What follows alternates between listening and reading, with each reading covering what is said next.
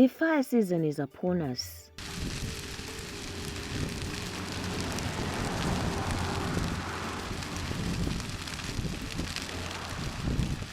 The summer season in Zimbabwe has become synonymous with the raging veldt and wildfires. These increasing incidences of veldt fires remains one of the biggest challenges in the country, as fires have become not only a major driver of land degradation and biodiversity loss, but also human and property loss. Veldt fires have emerged to be one of the most pressing environmental issues that the country has grappled with. Tinongozokaruka kumasikati kwemoto wati manye varume tomatotorusana kudzimura moto iwoyo but utarisa kuti chichatika unogona kuona pamwe paura wamuka pamwe padiona kuti no vanhu vari kuvhima ndivari kukonzeresa. So zvinokonzeresa kuti moto mupengo iwande inyaya yekuti kuvhimwa komwe kunoitwa nevanhu vanopisa moto vachitsvaga kuvhima nevamwe vanomoora mukoko yenyuchi. Pavanomwe vanomoora mukoko wenyuchi vasina kuziva kuti paabva kumoora mukoko wenyuchi haana kusiyadzima moto usara uchienderera. Avabe the capacity bese bephiwa ama-tools ukuthi nxa bephiwa amafotsholo baphiwa amafotsholo, nxa bephiwa ama-overalls okugqoka baphiwa ama-overalls okugqoka ukuze bekwanise ukulwa le mlilo leyana ebakhona. Bese siba lama-neighbors ethu abanjenge-forestry, ama-neighbors ethu ama-parks ukuze sincedisane ukuthi labo nxa bele-capacity ama-tractor babuya bekwanisa ukuthi bevule ama-fire guard. Dzimwe nguva unozongoona kuseni moto wamuka uchitsva hausi kuzwa kuti wabatidzwa nani, saka isi kufungidzira kuti tinakati akufungidzira kuti vakomana vanenge vachiita zvekuvhima. Reports indicate that the hectarage burnt annually in Zimbabwe has remained high over the past decade, with an average of over 1 million hectares burnt each year. In 2020, Zimbabwe recorded a total of 1,178 fire incidences between July 31 and October 31, resulting in more than 800,000 hectares being burnt, while 4 lives were lost in the infernos across the country. Kumbira kuhurumende handiti kukumbira kuti hurumende ipindire matiri dzidziso dzirambe dziripo uyezve nekukurudzira vechidiki ndivanopisa moto, vechikuru havapisi, vechidiki vakawana zvavanoita even mitambo chaichaichai kana yebhora kana madzimai nyange vakatotamba bhora mamwe madzimai kuti anopisa moto vachida kutsvaga huni, saka vakaona zvavanoita kutamba bhora ikoko kuwano kana zvokungoitawo zvokuti vane mapurojekti avanoita ndofunga zvinodzisa kupiswa kwemoto munharaunda.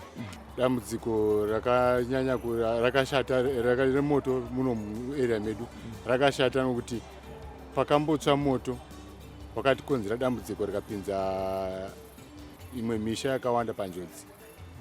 Vanhu vakatsvirwa nemidziyo, vakatsvirwa nezvipfuyo, mbudzi dziya dzakawanga dziri muchirugu dzikatsva mazuva iwayo kumashure iwayo dzakatsva dzikatofiramo chikafu, vanhu vakaparadzirwa nechikafu chakawanda. Moto iyi kana takatarisa kuti iri kukonzerwa nei, moto inokonzerwa nevavhimi vanovhima mhuka mumasango, imwe inokonzerwa nemafishibonga vaya vanoteya mambure mausiku mumadhamu, vanovesa moto yavo mumadhamu yavo, vavobata fishi dzavo, vakabata fishi vanozosumuka vasina kudzima moto yavo. Ndo zvikuru zvinokonzera kuti moto iendere mberi. Kweta mudzimba umu vanhukadzi vanovesa moto kwavanorasa madota kuyawo kumadurunhuru kuyawo, vanokangana kuti madota aya anenge aine umwe moto, mhepo yakazouya inobatidza inobva yabadza masango, moto woendera nesango kuparadza masango edu. Ripota ndoenda kuEMA vanagandidzanwa, ndoenda kuZRP ichitaura but nemaripoti nemazvochinyora but hapana chino action inetu. The biggest question facing most stakeholders is, will the 2021 fire season be any better than the previous years? Tiri kuti mwaka uno wakasiyana nemwaka yese, kwakanaya mvura yakawanda, saka uswa wakakurisa. Tinoda kuti tigadzirire kurwisana nemoto, tigadzire mafire guards mafarms edu, misha edu, kuti tichengetedze property dzatakashandira makore nemakore. dzinosanganisa mombe dzedu, misha yedu nemasango edu atinayo nemhuka dzedu dzemusango.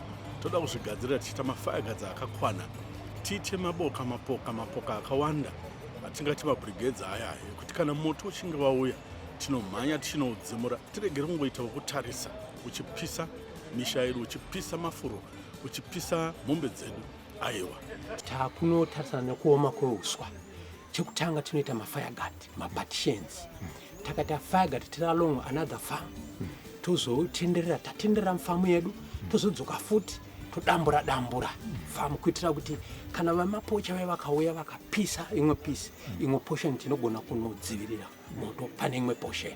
Over the years, several veldt fire incidents have been recorded in different parts of the country, and several hectares have been burnt, destroying pastures, forestry resources and plantations. According to statistics from 2007 to date, more than 100 human lives have been lost, with 104 lost in the past decade. Hurumende ndiri kuona kuti dai yanga yagara dzidziso yemoto yaita seyati one day. Nokuti hatina zvimwe zvatingati hurumende ingaite unless kudzidza, nokuti mumwe munhu anoita zvinhu nokusaziva. Ndo chinhu chakakura. Mumwe munhu anoita zvinhu nokusaziva, asi akaziva kuti ichi chiri risk pane zvinoti. Izvozvo manje zvinozoita kuti munhu adi azive. Akangoziva chete, chinokosha kuziva, akangoziva chete, zvinhu zvatopera. So in terms of awareness, there's no way we can say word is not good anywhere. People have been informed. Information has been there. What's left perhaps is to keep hammering on the need to conserve the environment, to avoid starting up fires unnecessarily.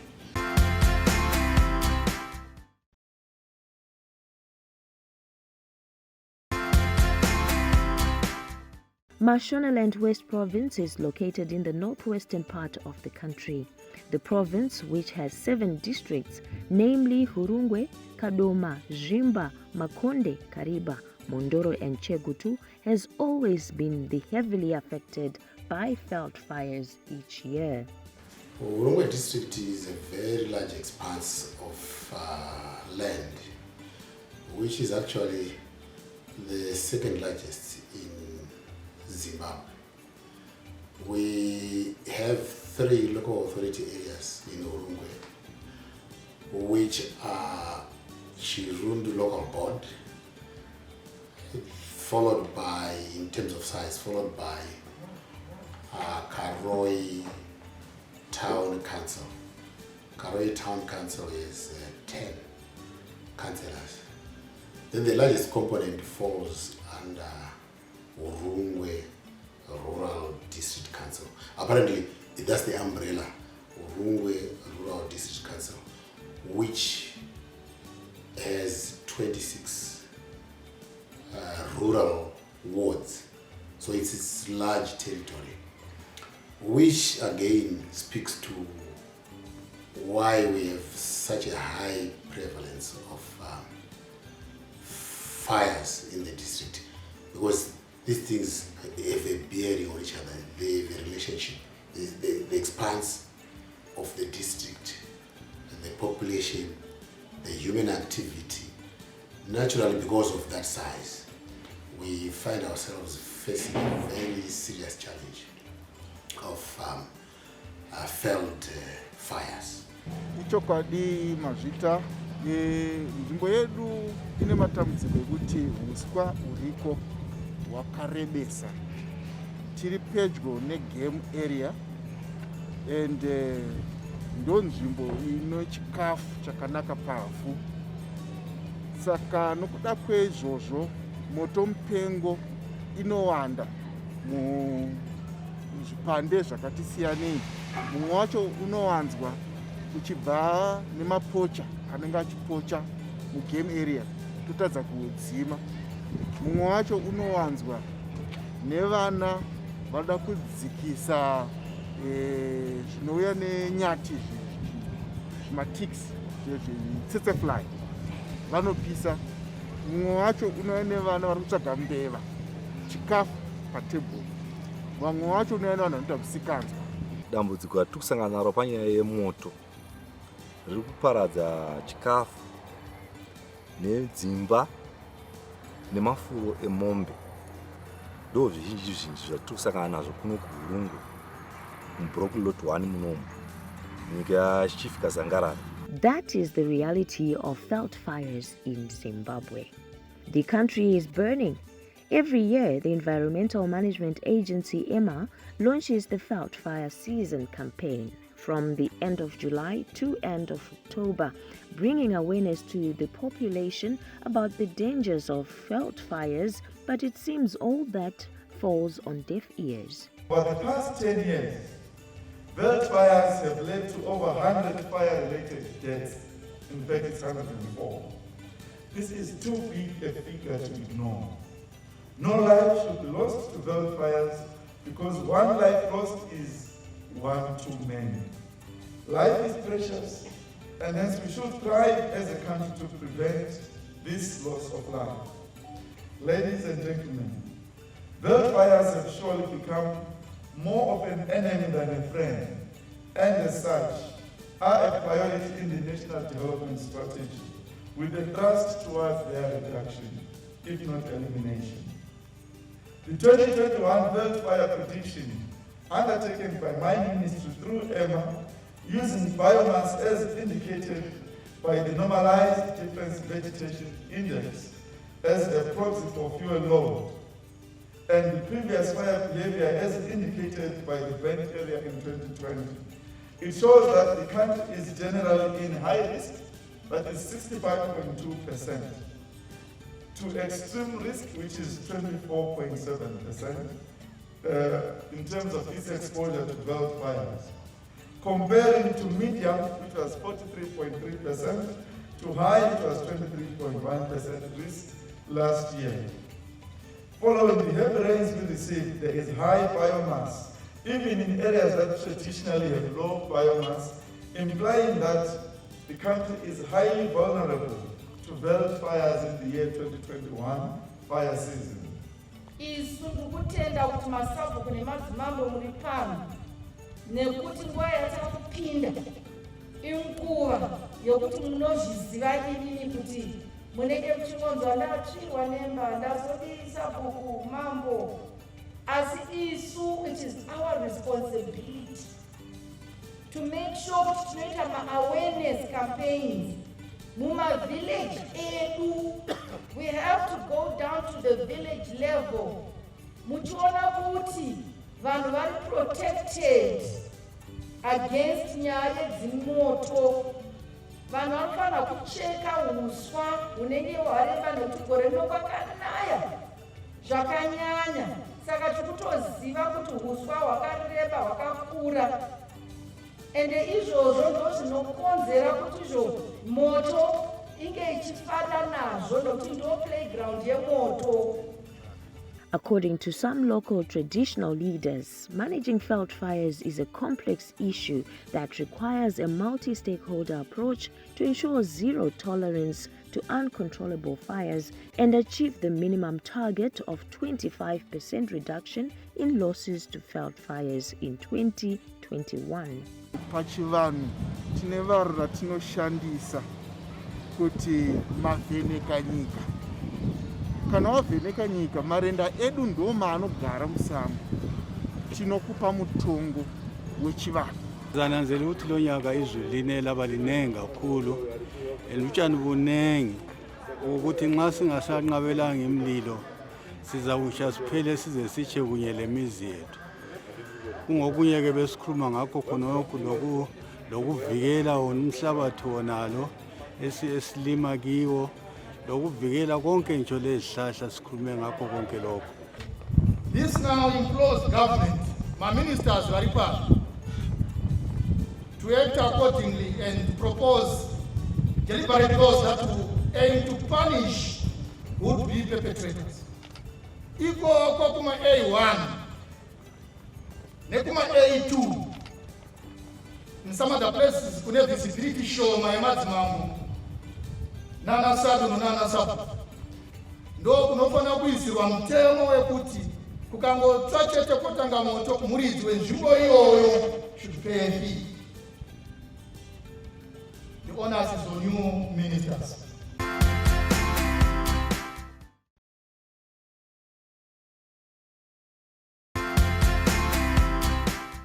Environmental Management Act provides for communities not to leave fires unattended, defines the fire season, no starting of fires outside residential or commercial premises during the fire season, adequate veldt fire suppression measures, and for communities to investigate and report fire incidents to EMA and the police. As part of efforts of responding to the threats of veldt fires, the Environmental Management Agency, EMA, says together with other stakeholders they have been promoting various interventions aimed at encouraging natural resource conservation and promoting value addition projects such as beekeeping, thatch grass combing, and hay baling, among many others. This follows Cabinet's approval of the veldt fire management strategy for 2021. As we approach the dry season ahead, this is the time to ensure that your farms and properties are protected by standard 9-meter fire guards on either side of a boundary fence, making a total of 18 meters. It remains a punishable offense to be found without a fire guard during the fire season. These fire guards must be maintained and be free of any flammable material in order to break the fire. Those in the high veldt, such as the 3 Mashonaland provinces with tall grasses, they must engage in activities that reduce the amount of the standing grass in your property, such as hay baling or harvesting thatch grass for commercial purposes. Dai vaitisira mutemo vaziye ukoshi hweuswa uyo hwehey baling. Vatisire mutemo hweuswa hwehey baling kuti munhu wese anowanika achipisa uswa uyu, masabhuku apiwe simba, madzimambo apiwe simba, vanhu vanyatsonzwisisa kuti uswa uyu chikafu chemombe, inhaka yedu. Vanhu vakazvinzwisisa havapise futi moto. Kana takati famu inenge yagona kuchengeta moto kusvika pakuti throughout haina kutsva, inogona kuwaniswa chakati. Munoona mumwe nomumwe anofila kuti dai famu redu radi ratsvatsva, nokuti munharaunda hamuna vanhu vakawanda vanogona kuita izvozvo. Munogona kungoti umwe ane mbwa dzake kuti andida kupisa, uye haanzwisise nemazoona. Saka chinoitika ndechekuti iye akazvidavirawo munichinga matorwisa chaizvo hondo yese yemapedza.